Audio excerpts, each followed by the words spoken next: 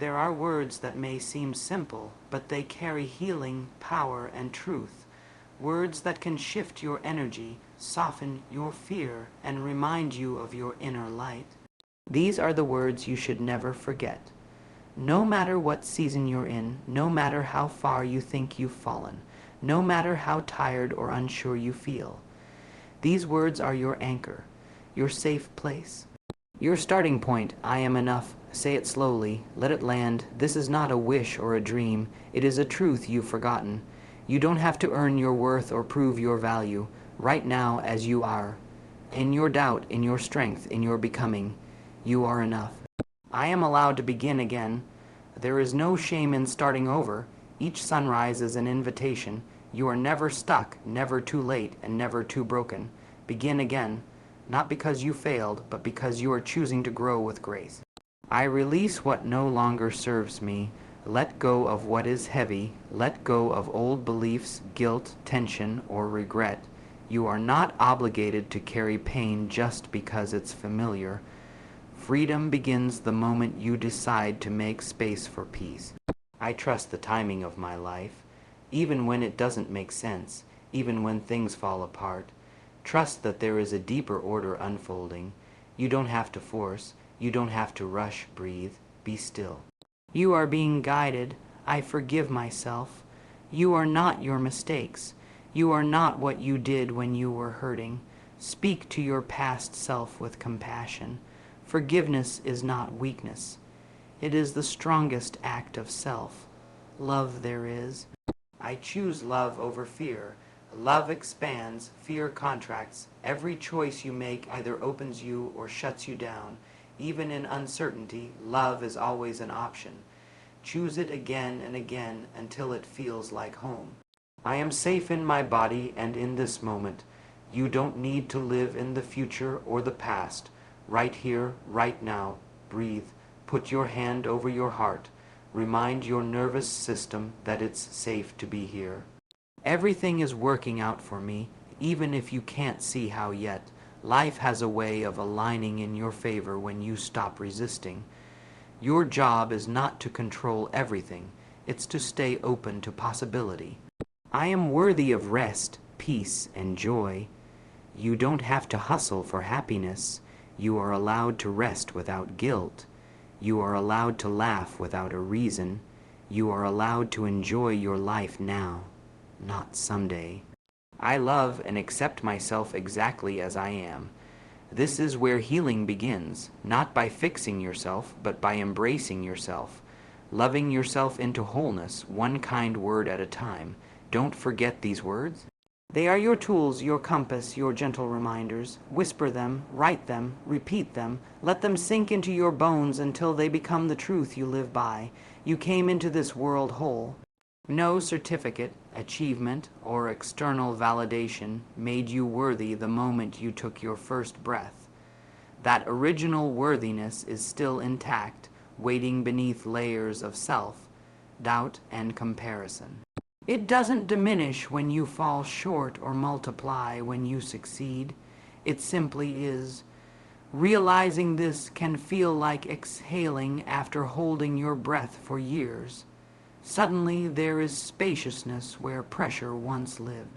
Much of our inner turmoil comes from measuring ourselves against invisible yardsticks. We chase applause, promotions, or perfect bodies, hoping the next milestone will finally grant us permission to rest. Yet every finish line we cross only moves the starting point a little farther away. When you recognize that you were already enough before the race began, you free yourself from running in circles. Goals become expressions of joy, not desperate grasps for validation. Your worth is not a tally of your productivity or a reflection of others' opinions. Imagine a newborn baby in your arms, tiny, vulnerable, unable to do anything. You would never question that child's value. Extend that same unconditional acceptance to yourself.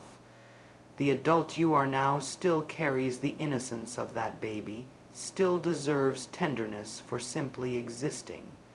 Your value is innate, not earned. Accepting you're enough-ness does not breed complacency, it plants courage. When growth isn't driven by fear of inadequacy, you explore, create, and take risks because it feels alive, not because you're terrified of falling behind. You move from proving to expressing. Your unique talents and quirks unfold naturally like petals opening to sunlight, not forced by harsh self-judgment. Think of a tree in the forest. It never questions whether its branches are long enough or its leaves green enough. It simply grows according to its nature, nourished by earth and light. Likewise, you thrive when you honor your nature, your rhythm, your passions, your limits. Trust that your very being contributes to the tapestry of life, just as that tree adds oxygen, shade, and beauty without striving to be anything else. When you catch yourself thinking, "I'm not enough," pause and trace that thought back to its source. Whose voice is it? An old teacher, a parent, a societal standard. Recognize that borrowed voice. Thank it for trying to protect you, and gently return to your own inner truth. I am sufficient as I am. Every time you choose this truth, you loosen the chains of external expectation and strengthen the muscle of self-trust. Practicing enoughness is a daily discipline. Place reminders where you'll see them, a sticky note on your mirror, a gentle alarm on your phone, a whispered mantra before sleep. I am enough, right now, right here. Over time, these reminders repattern your thoughts, teaching your nervous system to relax into a baseline of worthiness. Life's challenges still come, but you meet them from a foundation of adequacy rather than insecurity. As you embody the reality that you are already enough, you become a living permission slip for others. Your presence says, we can stop hustling for worth. We can rest in who we are. That ripple of acceptance softens the world, one self-honoring moment at a time. There is something profoundly healing about remembering that life always gives you a new beginning. No matter how heavy yesterday felt, no matter how far off course you believe you've drifted, the sunrise carries with it a quiet invitation. Try again, but this time gently. This moment, this very breath, is a portal into renewal. You do not have to earn it, qualify for it, or wait until you feel ready. The opportunity to begin again is always here, quietly waiting for your yes.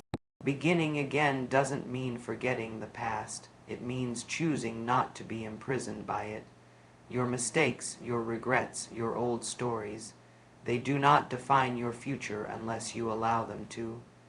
Each new morning is an open field, and your thoughts are the seeds. If yesterday was full of judgment, plant grace today. If you fell into fear, plant a little trust. Each conscious step forward is proof that healing is happening. Compassion is the soil where new beginnings truly grow. If you start again with self-hatred or pressure, you only carry the old patterns into the new chapter. But when you speak to yourself softly, I didn't know better. I did my best with what I had. Asterisk, I'm learning. You give yourself permission to evolve without shame. Growth doesn't flourish in harshness. It unfolds in kindness. Sometimes beginning again doesn't look like a big transformation. Sometimes it's just getting out of bed, drinking a glass of water, reaching out for help. Saying no when you used to say yes. These are not small things. They are sacred acts of realignment. Life isn't asking you to be perfect. It's simply asking you to keep returning to yourself again and again in love.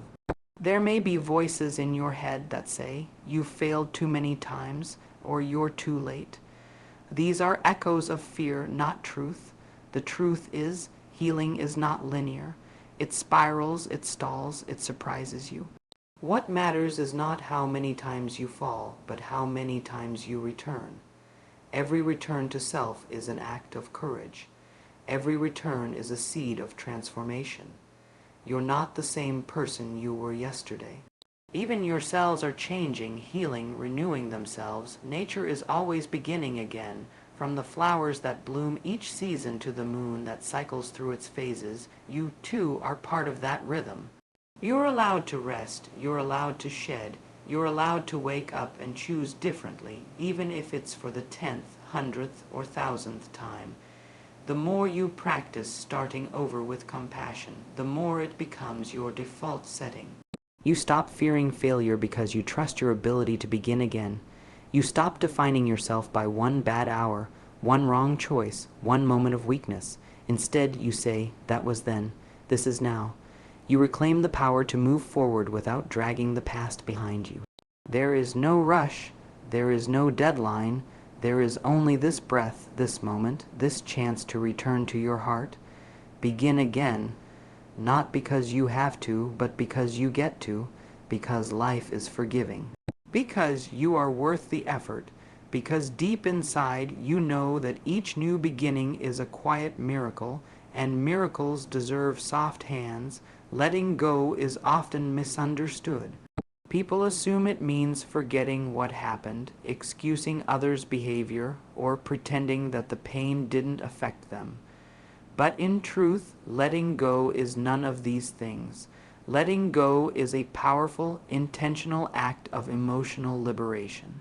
It is the decision to stop carrying the weight of what you cannot change and to stop rehearsing the same wounds over and over in your mind. You don't do it because the past didn't matter. You do it because you matter more. When you hold on to pain, resentment, or guilt, you give your energy to the past.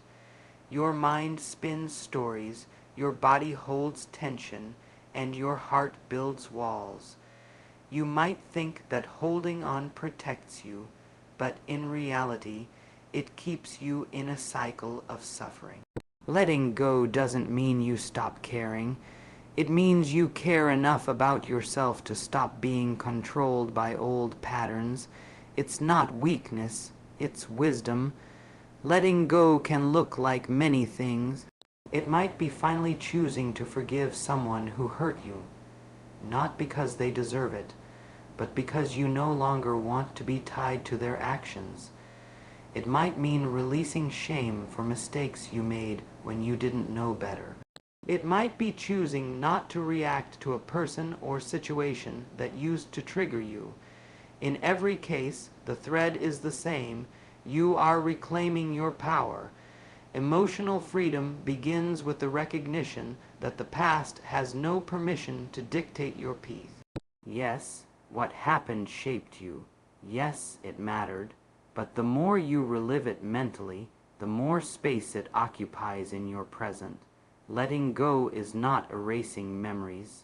It's releasing their grip. It's saying, "This pain may have entered my life, but it does not get to define who I become." Sometimes what you need to let go of is not a person or event, but a belief. Maybe you've believed you're not good enough, that you must earn love, or that you're too broken to heal. These beliefs, often formed in childhood or through trauma, cling to your subconscious like shadows. The moment you question them, is this really true, you begin to loosen their hold. Letting go of a belief is like opening a locked window and letting light pour in. The process of letting go is not always immediate. It can take time. You might feel moments of clarity followed by waves of old emotion. That's okay. Healing is not a straight line. It's a spiral. You revisit the same wounds, but from higher ground each time. What once paralyzed you now simply passes through. That's progress. That's proof that letting go is working. Creating emotional freedom doesn't require grand gestures. Sometimes it's as small as taking a deep breath when an old thought appears and saying, "I release this now."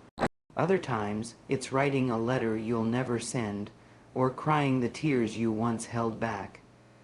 Letting go is not a performance. It's a private act of courage, often unnoticed by others, but deeply felt by your soul.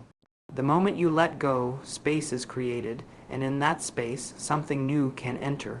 Peace, clarity, creativity, joy. What you release makes room for what truly belongs to you. Your heart becomes lighter. Your energy expands, and you begin to remember who you were before the weight, before the pain, before the fear. You remember that freedom isn't something you earn, it's something you choose. There is a quiet strength that comes from trusting life's timing. It doesn't mean giving up, nor does it mean sitting back and letting life unfold without effort. It means understanding that there is a deeper rhythm to your path, a timing that may not match your plans, but often exceeds your expectations in ways you never could have imagined. Trusting this timing is one of the most difficult and most freeing things you can do for your mind, heart, and spirit. In a world that glorifies urgency, control, and immediate results, waiting can feel like failure. But waiting is not wasting. It is a sacred space of preparation. Seeds don't bloom the moment they are planted. They first develop roots, hidden underground, slowly gathering strength. In the same way, you are often growing in invisible ways when nothing on the outside seems to be changing. Life is always working on your behalf, even when you can't see it yet. When you don't trust life's timing, anxiety rushes in. You begin to force things, compare your journey to others, or criticize yourself for not being farther along. But comparison is a thief. It robs you of the present and convinces you that you're behind. The truth is, you're not behind. You're on your path. The timing of your life is not broken just because it doesn't look like someone else's. Your lessons, your healing, your blooming all follow their own sacred pace. Peace begins the moment you stop fighting the pace of your progress. That doesn't mean you lose ambition. It means you cultivate patience. Trusting the process helps you stay rooted even during delays, detours, or disappointments. You understand that a closed door isn't always a rejection. It might be protection. A pause isn't always punishment. It might be preparation. Things unfold when you are truly ready, not when you're desperate. Often we want something so badly that we try to bend time to our will. We plan, we push, we stress, but life isn't a machine, it's a mystery. And sometimes the things you're not receiving yet are delayed for your own growth. The person you're becoming needs time to catch up to the vision you're holding. You're not being denied. You're being developed. There's a big difference. Trusting timing also means surrendering control. This doesn't mean being passive or indifferent. It means releasing the illusion that you can force outcomes. You can control your effort, your attitude, and your choices, but you can't control how and when things manifest. That space between your efforts and your outcomes is where faith lives. And in that space, peace is born, not from knowing what will happen, but from knowing you'll be okay no matter what. Learning to trust life's timing also softens the fear of missing out. You realize that what's meant for you will not pass you. You stop chasing things that aren't aligned, and instead, you create space for what is. You begin to live in flow rather than resistance. You see delays as divine timing, not failure. You stop living by the clock and start living by your inner compass, guided by intuition, aligned with grace. Even in uncertainty, even when the path is blurry, there's wisdom in the waiting. The lessons you learn in the waiting room of life often become the foundation for everything that comes next. When you finally arrive, when the breakthrough comes, you'll understand why you had to wait, and you'll carry that deep inner knowing with you. Life wasn't late. It was right on time,